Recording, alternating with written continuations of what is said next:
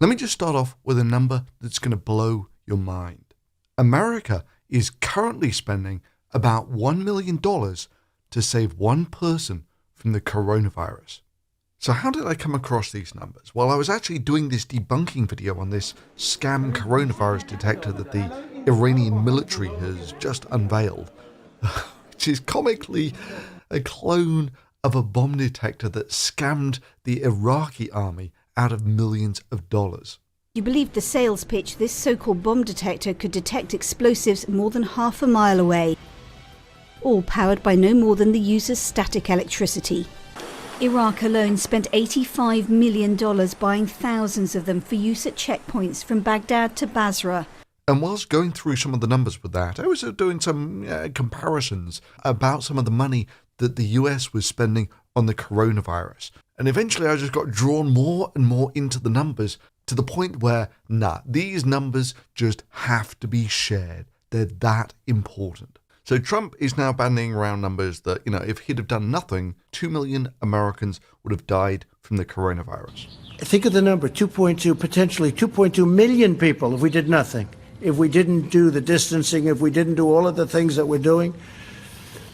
Now, when you hear those numbers, you start to realize that with the kind of work we went through last week with the $2.2 trillion, it no longer sounds like a lot, right? And this is all in order to get the number of people who died from the coronavirus down to 1 to 200,000 Americans, and it's still pretty much on course for that. And so if we can hold that down, as we're saying, to 100,000, it's a horrible number. Maybe even less, but to 100,000. So we have between 100 and 200,000. We all together have done a very good job. And to do this, he passed the biggest bailout package in history. I felt even better about what we did last week with the $2.2 trillion, because you're talking about a potential of up to 2.2 million, and some people said it could even be higher than that. So you're talking about 2.2 million deaths, 2.2 million people from this.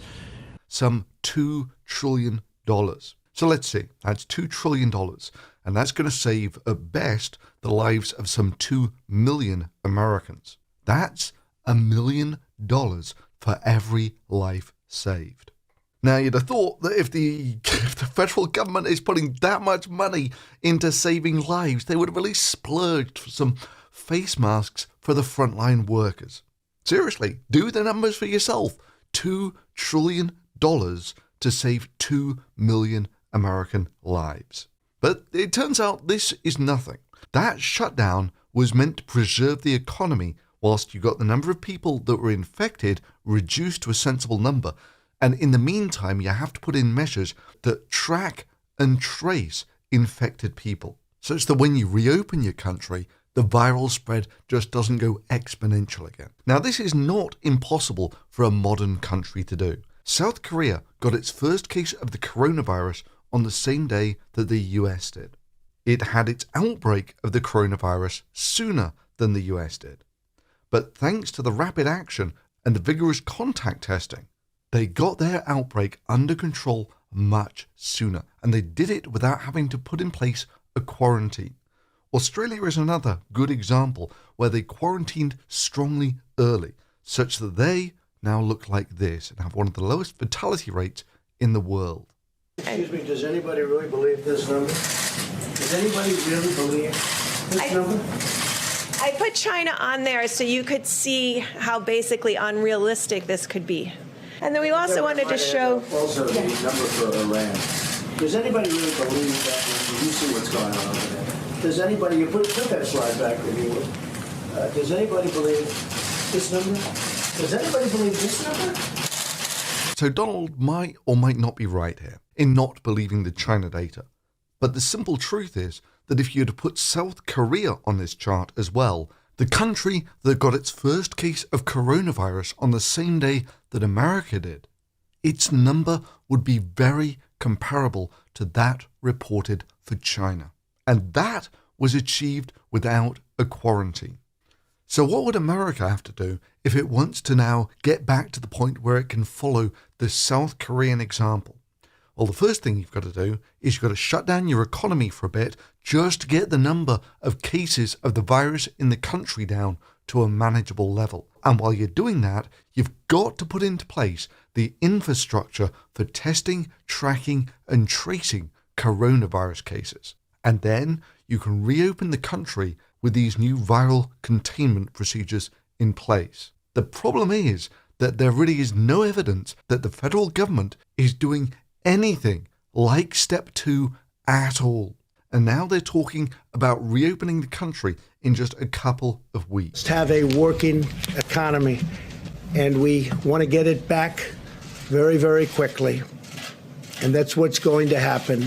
So the 3 critical facts that you need to take on board here are, number 1, almost no one in America has had the coronavirus. Only 1% of Americans have been tested for it. So let's say that 99% of Americans are still capable of catching the coronavirus and spreading the coronavirus. The second fact is the coronavirus is just as contagious now as it was when it was first discovered. And thirdly, the 2 weeks of quarantine that America has engaged in so far has taken the edge off the spread of the virus. But at the moment, there are still 20,000 new cases per day in America. The number of new confirmed cases of coronavirus are as high now as they've ever been, and it's the 19th of April. If you relax the quarantine measures now, you just resume exponential growth from where you left off, which means that you're only about 1 to 2 months away from infecting the entire country, which, as Trump said earlier, will likely lead to the deaths of about 2 million Americans. In fact, the leadership seems to be positively encouraging people to protest to get the country reopened.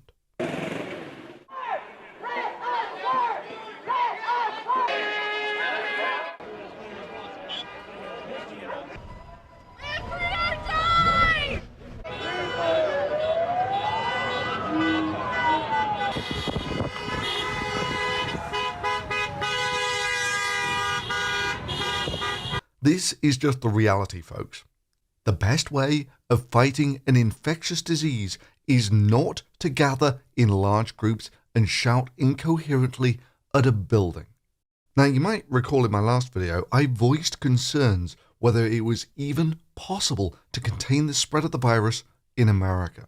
And I remember when I was premiering that video, someone immediately called it clickbait in the comments, only for about halfway through the video to change their mind to, actually, you might be right here. The simple reality is it only takes about 1 person in 6 to not take the quarantine seriously, and you cannot reduce the number of cases of the virus in your country. Now, remember, I'm not just blowing smoke when it comes to America. I've lived there for over 10 years. I've lived in 3 different states in America. I've driven coast to coast in America about 6 times. I know something about the country, and that's why I was immediately skeptical. That the country that always has a hardcore community that will adopt almost any baseless conspiracy theory, or that Jesus is coming back, or things like that, or that almost any act of government will be portrayed by many as socialism. Honestly, I like America. I like the freedom of America. But it's just the truth. That freedom is not an attribute that's going to help you contain a contagious disease. Well, if you've now spent your $2 trillion to shut down the economy for a month, and now essentially just do nothing and reopen the country, which honestly seems to be the way that both Donald Trump and these protesters seem to be going, the virus will just rip through the 99% of Americans who currently haven't been infected in about a month or two, and again resulting in about 2 million people dying. At which point, what was the point of spending the $2 trillion in the first place, when you could have achieved exactly the same result as if that money was never spent at all? I mean, what do you got? You got a hiatus of about a month in the increase in the number of new cases. Now, if all you're going to do is let it keep on going up again, then it was definitely not worth spending the $2 trillion for the shutdown. The money for which, by the way, has already been spent. You can't unspend it, and as I'll show you in a second, this will cost you about $6,500 per American. Yeah, if you open up without going through step 2, then the money was just wasted. Nothing of value was received for those $2 trillion, which honestly must make this the worst deal in history. Ever. Nothing comes even close to it. The largest corporate bankruptcy in the United States was Enron, clocking in at about $60 billion. This is roughly equal to 30 of those. Another thing that I can't quite figure out with this bailout is $2 trillion between 300 million odd Americans. That means that this bailout cost your average American $6,500. So why is the federal government now sending out checks for about $1,000 to all Americans? You know, the ones with Trump's name on them. Where is the remaining 5/6 of the money? Actually, there are breakdowns of it available. And it turns out the $6,000 or so that the government's going to be taking off you in some way, shape or form, get about $1,000 or so of it back.